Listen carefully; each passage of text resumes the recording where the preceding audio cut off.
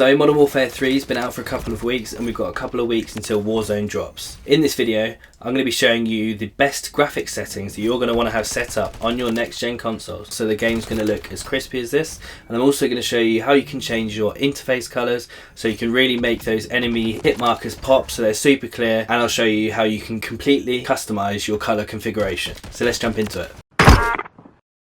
So first off, you're going to want to jump to your graphics tab on your settings for Modern Warfare 3. And the first setting we're going to take a look at is the on-demand texture streaming. And if your internet's good enough, and like it says here, it allocates 3 GB of space in your console, then you're going to want to have this turned on. So this will basically just make your game look a lot crispier, bring a lot more detail into it, but it will stream it rather than having it stored fully on your hard drive. So if you've got the internet capacity for this, then you definitely want to have this turned on.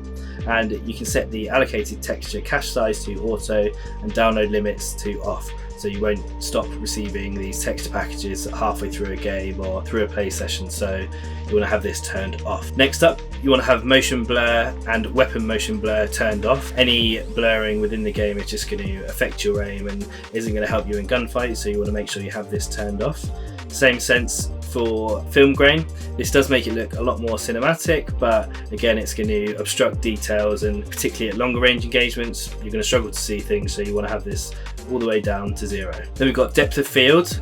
So you want to have this turned off. This essentially creates a blur that's caused by the perspective when you're looking down sight. You want to have this turned off so that you've got full clear vision around your sights, so you can see when enemies are there. Again, just help you in gunfights. Next up, we've got fidelity CAS, which you've got turned on. So this essentially sharpens your image, and the default is set to 100. You can leave this as this, but if you're using an older gen console, then you might want to turn this down a little bit because it will cause screen tearing if the console's not up to it. So you want to play around with this. If you can hack 100, then I'd stick to that. Otherwise, you can bring it down to 50 or even down to 30 and see how that works for you if you're on the older gen. Then when it comes to the eco mode, this essentially just optimizes the energy consumption of the console. You can turn this off, or you can have it on low consumption, but efficiency actually has no impact on performance or visual quality, so you might as well leave this as efficient, and then you'll be saving yourself some pennies on your energy bill. Next up, we've got the 120Hz refresh rate, and this is only applicable if you've got a monitor and HDMI cables that can support this. So you want to turn this on if you've got the suitable hardware, but if you don't, then leave this turned off. What I would say is if you don't have the correct hardware and you turn it on,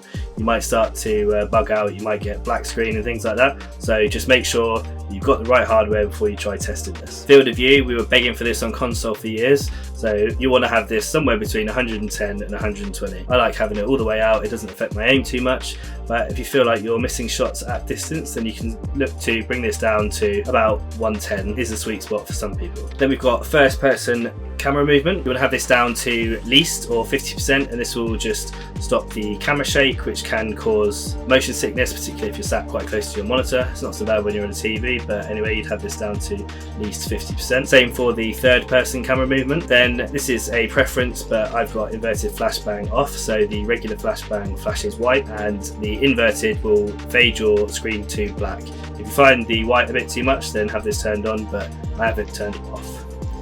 Third person ADS transition is third person ADS. Spectator camera, game perspective. So this is when you're spectating a player, and this might be more relevant in Warzone, for example.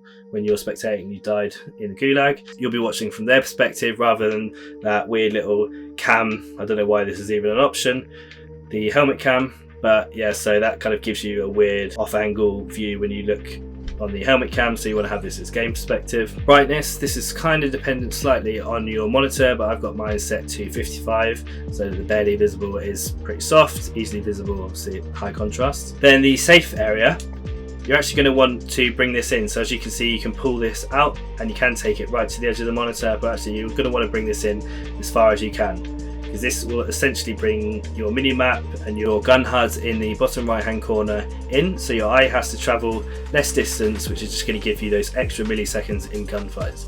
So you're going to want to have this safe area as tight in as you can get it. Then if you jump over to interface, there's a couple of graphic settings in here which will help you with the colours of your game and the look and feel of it.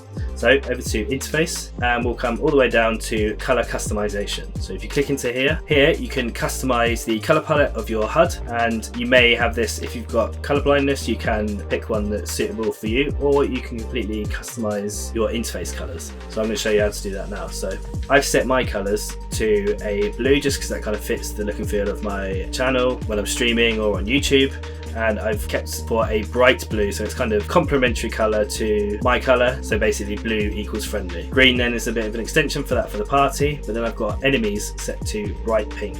So you can actually choose from a whole range of colours as you've seen here, and I've chosen the bottom right pink, but you can also pick your perfect colour based on hue, saturation and brightness, or even just enter in a hex code if you know exactly what you're after. I found that the bottom right pink works really well. Safe and neutral, that's the blue, so that's the same colour as me, so that just in my head kind of makes sense. And then contested is yellow, so it's kind of halfway between the green and the pink. And you can now even go into a bit more detail with the squad member colours, but to be honest, I don't think this is necessary. I think when you start to see all these different colours, it gets a bit confusing. I would actually say you could probably get away with having them all the same colour, because I don't know if you necessarily need to have different colours for your squad.